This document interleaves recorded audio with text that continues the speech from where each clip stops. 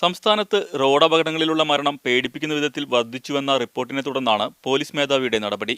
ഈ വർഷം ജനുവരി മുതൽ 5 മാസത്തിനുള്ളിൽ 1900 പേർ ഇത്തരത്തിൽ കൊല്ലപ്പെട്ടിരുന്നു. 15,717 അപകടങ്ങളും ഇക്കാലയളവിൽ റിപ്പോർട്ട് ചെയ്തു. 17,000 പേർക്ക് ഗുരുതരമായി പരിക്കേറ്റു. മദ്യപിച്ച് വാഹനമോടിക്കുന്നതാണ് കൂടുതൽ അപകടങ്ങൾക്ക് കാരണമെന്നാണ് കണ്ടെത്തൽ. ഈ സാഹചര്യത്തിൽ മദ്യപിച്ച് വാഹനമോടിക്കുന്നവർക്കെതിരെയുള്ള നിയമങ്ങൾ കർശനമായി നടപ്പാക്കണമെന്ന് DGP പുറപ്പെടുവിച്ച സർക്കുലറിൽ നിർദ്ദേശിച്ചിട്ടുണ്ട്. ഇരുചക്രവാഹന യാത്രക്കാരാണ് കൂടുതൽ അപകടത്തിൽപ്പെടുന്നത് എന്നതിനാൽ ഹെൽമറ്റ് നിയമങ്ങൾ കർശനമാക്കണം.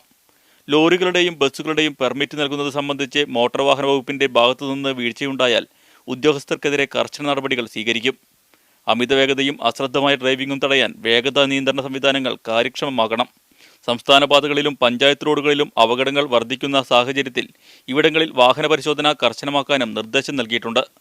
വാഹന പരിശോധനയ്ക്കിടെ യാത്രക്കാരോട് അധികൃതർ മോശമായി പെരുമാറുന്നു എന്ന പരാതി ഒഴിവാക്കാനും നിലവിലുള്ള സർക്കുലറുകൾ അനുസരിച്ച് കർശന നടപടികളെടുക്കാനും ആവശ്യപ്പെട്ടിട്ടുണ്ട്. വാഹനാപകടം തടയാൻ എന്തെല്ലാം നടപടികൾ സ്വീകരിച്ചുവെന്ന് വ്യക്തമാക്കി എല്ലാ മാസവും 10-ാം തീയതിക്ക് മുമ്പ് ട്രാഫിക് IGക്ക് റിപ്പോർട്ട് നൽകാനും നിർദ്ദേശം നൽകിയിട്ടുണ്ട്. Anil caramel, media 1, Kochi.